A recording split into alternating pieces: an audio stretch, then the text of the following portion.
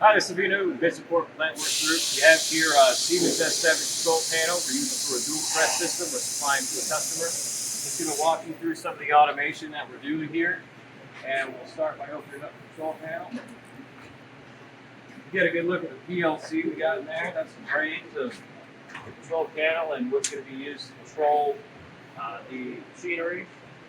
So how we do our controls is separated into two compartments. We have a high voltage cabinet isolated with a low voltage cabinet.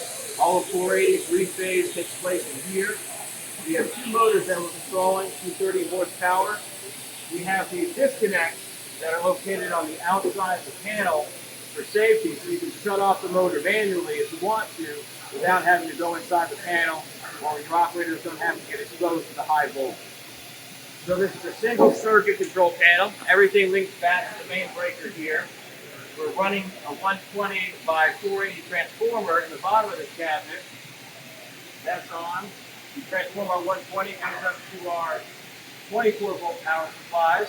We're using a UPS to back up the PLC. So if you would have interrupted power supply, or if this main breaker would drop out, the PLC will continue to run, continue to collect the data, and let you know that there's a problem going on in the lower cabinet. Let's go ahead and power things up. So what we're doing here is we have a two-press system where one press is an overflow for the other. So we have some level control mechanisms that we're using to control the motor speeds.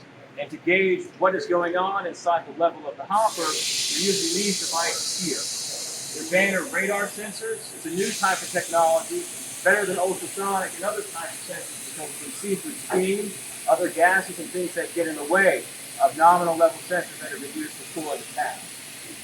So the screen's probably powered up at this point. We can go ahead and run our application.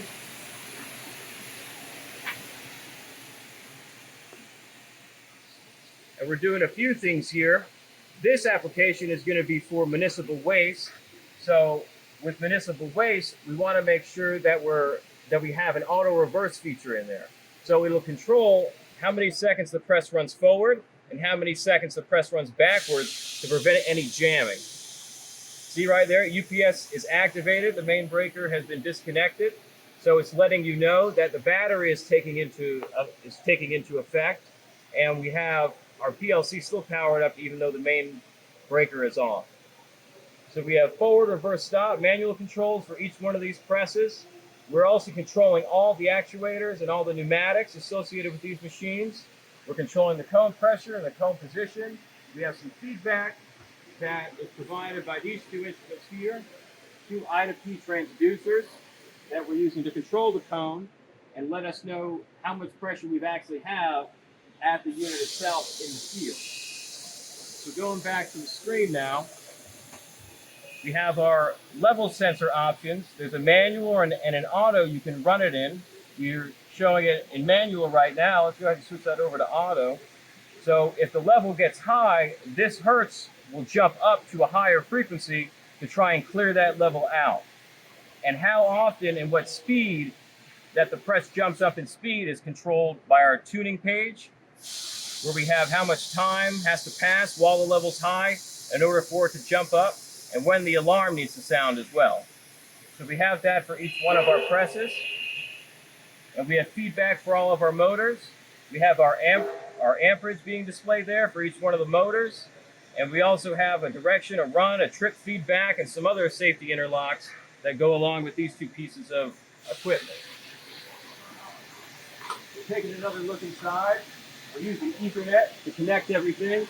This PLC is going to be hooked into a historian, where it's going to be constantly sending tag data over to the plant PLC for confirmation and for their own data analysis of their plant running as time goes on. So quite a unique little system. We usually don't incorporate Ethernet, but we have it here. No problem. We're using Profinet to communicate over. And these are all of our actuator controls. Our field connectors are pre-wired, so the electrician, when he gets out in the field, knows exactly how to reconnect it to minimize any downtime that's going to go along with hookup. And that's our control system that we have here, ready to get shipped to a customer.